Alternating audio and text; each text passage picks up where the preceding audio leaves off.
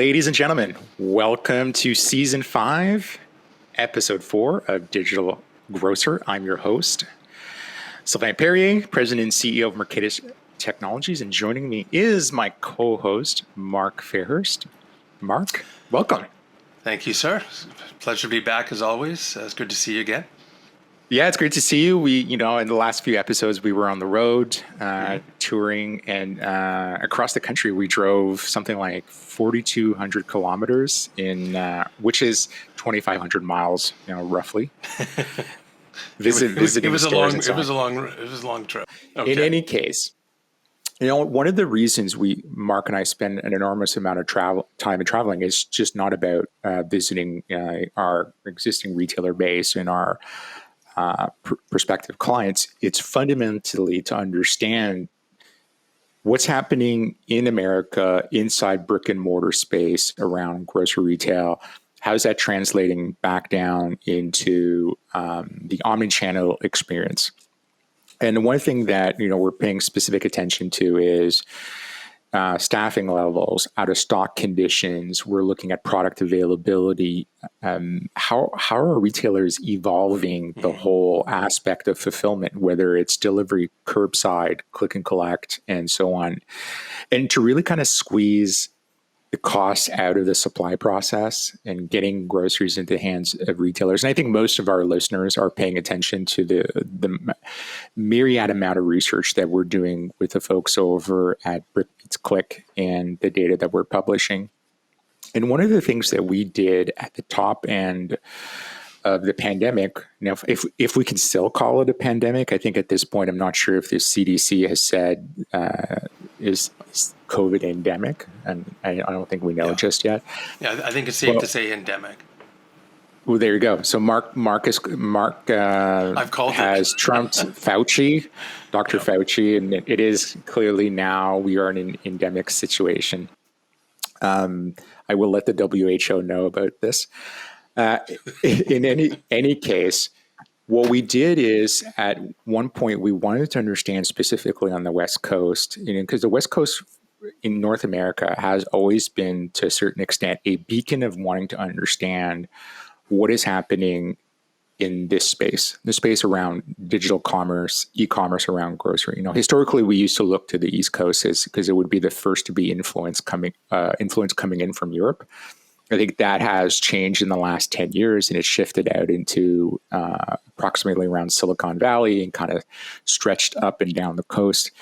And we brought in Zac Wilson, who's director of e-commerce over from Raley's, to kind of help us understand how is Raley's preparing itself, and what did it do to kind of shift its priorities around digital commerce. And Zac kind of came on the show, and I think it was the second time at the time that we had him on the show. And we wanted to really focus, and this is going to be a 3-part series, this podcast. So this is part 1. Part 1 is going to be focused around understanding transformation in retail post-pandemic. We are right now, I think everyone knows this, we are in an inflationary period in North America and quite frankly across the world. We're seeing geopolitical influence coming in from what's happening in the Ukraine into Europe, into North America, with Russia entering into the war. We're likely going to see some other challenges come the fall. The Fed's just raised the interest rate, and that is going to have an impact on, it has had an impact on food. It could potentially plunge. I think the economical drivers aren't saying this just yet, but there's a risk of that. We could enter a recession sometime in 2023, which could last. And so we want to focus on this on part 1, understanding, quite frankly, is how retailers change. Part 2, we're going to be bringing in another retail executive.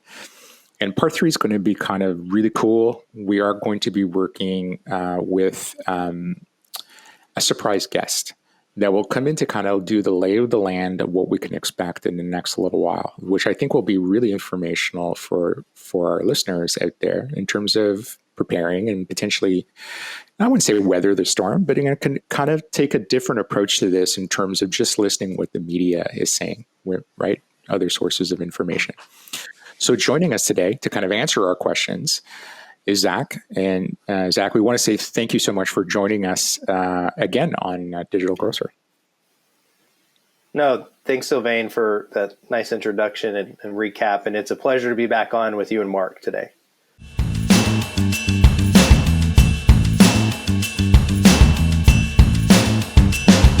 Kind of just jump in. So COVID-19 hits the West Coast, coming in across the country from think of it from a Los Angeles perspective and from New York, engulfing the nation into this pandemic.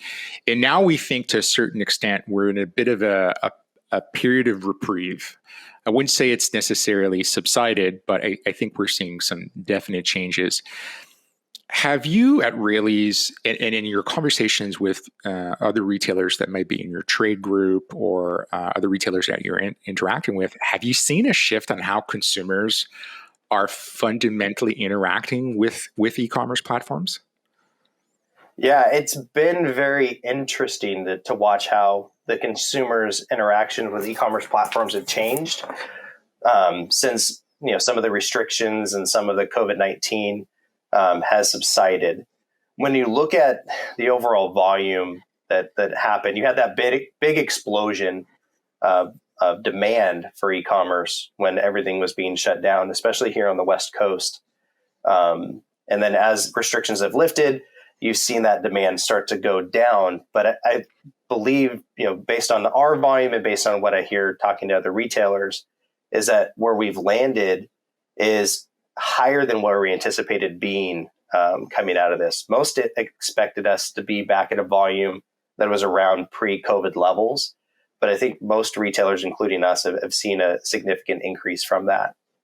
The other interesting thing that we're seeing is that consumers for the better half of 2+ years have been relying on e-commerce as a new way for them to shop and get their groceries specifically or their products specifically from retailers. So a lot of consumers now anticipate or expect, a lot of the retailers to have their own e-commerce platforms or partner with, companies such as Instacart or DoorDash to provide them with those services. The other aspect that has kind of changed or shifted as well is that those customers that used to be extremely brand loyal are now, aligning themselves with an Instacart solution or a DoorDash solution because that was easy for them to access. And it gets them their groceries, just as quick as it would be coming from traditional grocery retailers.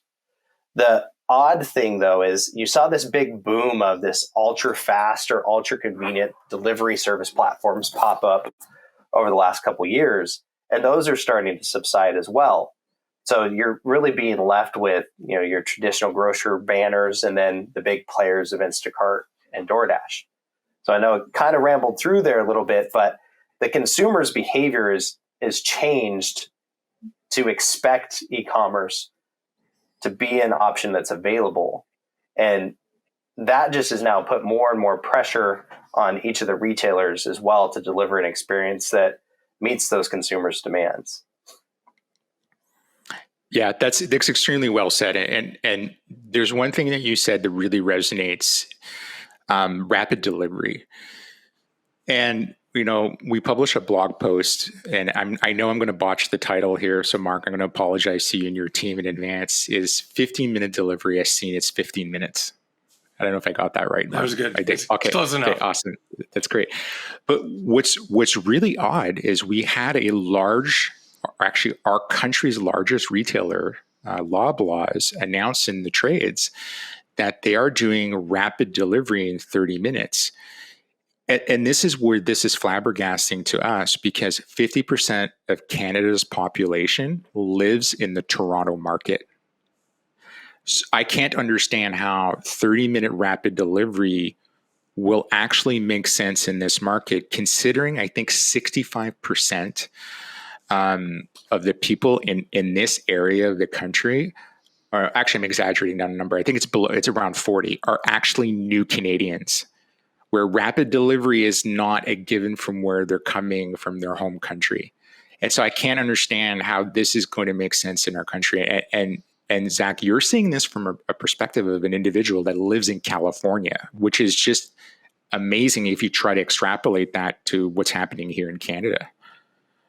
Yeah. And what's interesting is that the rapid delivery works best in those highly densely populated metropolitan areas, such as Toronto for you. And I did see that at Loblaw announcement as well, which was interesting because, I'm not a big proponent of rapid delivery myself because I struggle to figure out, what do you actually need in the next 15 minutes? Yep. And there's a few items that you can think of, like diapers for, mothers and things like that, or medicine, especially in this day and age.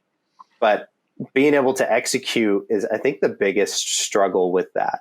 And then the other aspect to this is most of your marketplaces or platforms that you order or purchase groceries from are in that 1 hour to 2 hour range as it is.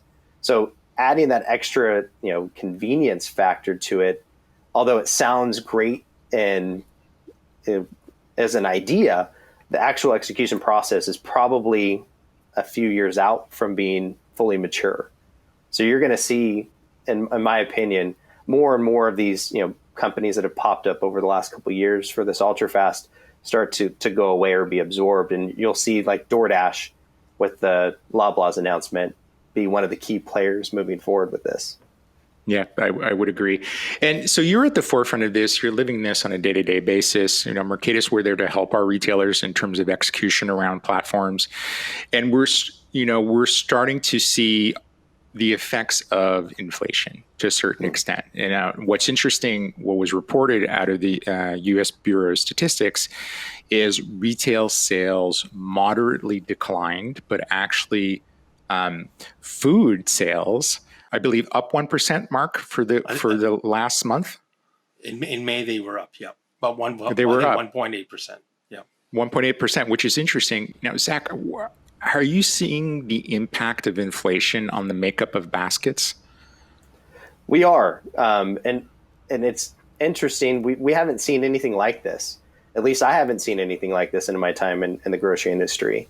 The inflationary pressures that we're getting, not just from the cost increases from suppliers on core goods and materials, but everything else that's being passed down now, at least for regional retailers such as Raley's, like it's impacting the basket big time. You're seeing more supply chain challenges because of not being able to get the products to begin with. Mm-hmm.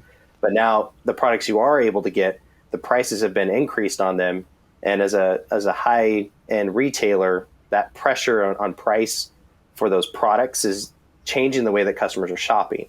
So you're seeing less and less of the demand for the national brands and more of the demands for private label coming into play. You're also seeing customers and shoppers being more strategic on the products in which they're purchasing from you as a traditional grocer, and their share of wallet is starting to split out now to other retailers such as Walmart, Costco, and Target. Yeah, so we're seeing the same effect to a certain extent.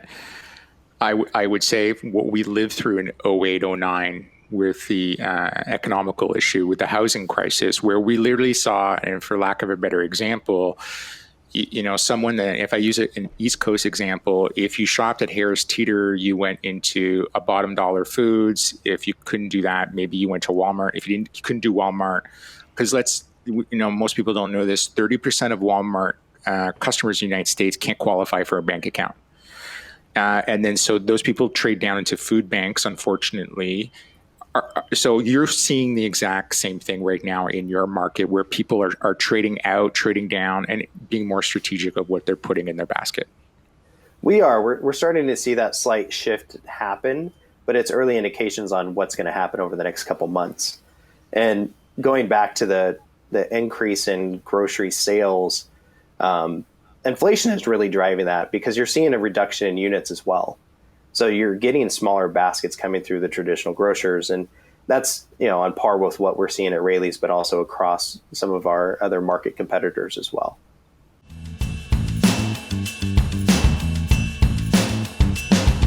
Okay, great. And the debate we have, and I wouldn't say it's a debate because we do so much research. We know that there are certain markets where delivery seems to be more popular. But we also see there are markets where curbside completely outranks delivery. and sometimes a 2-to-1 ratio. And you guys have been pioneers in e-commerce forever.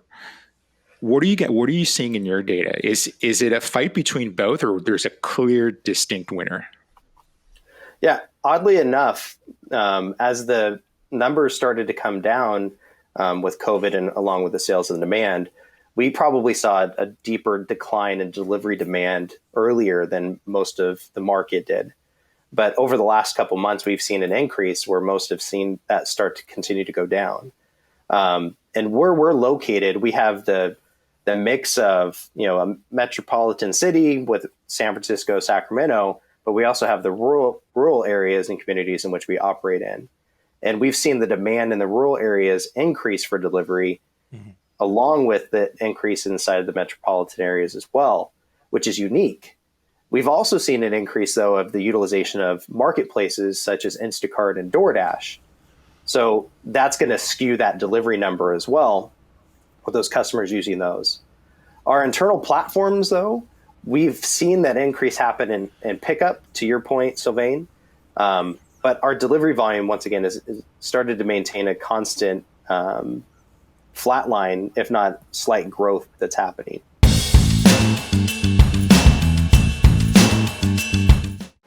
The interesting thing that's coming, though, is because of this inflationary pressures that we have and the cost of gas here in California being as high as it is, customers are starting to realize, well, shoot, I can save that 1 or 2 gallons of gas going to the store and just absorb a delivery fee that's going to be half the cost of that price.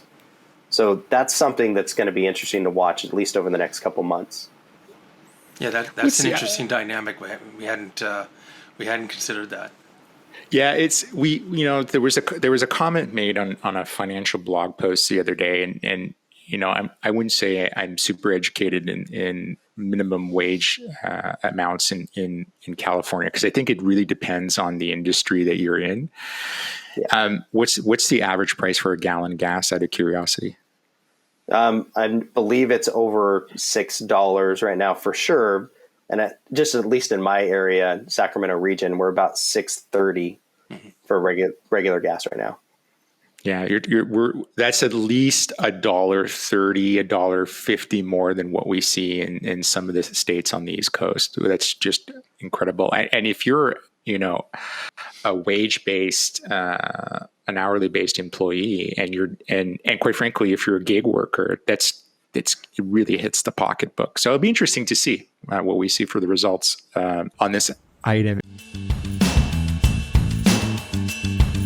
Now, I'm curious, what are some of the tactics that you would recommend to any of the retailers that are listening to the podcast or watching this video on YouTube to keep your customers engaged with the brand during the inflationary period, and heaven forbid if we enter into a recessionary period? Yeah, that's a great question. One of the things to always remember is that if you have customers engaged with you, especially on the digital level, most likely you have some sort of loyalty program or some way that you keep engaging with them. But it's really driving value. And especially around inflationary periods like we're in now and continue to be in, really looking at the KVIs that drive customers in, and also taking into consideration the supply chain. So making sure that you have ample supply of those products that you are going to promote at that margin compressed rate. That's a huge one.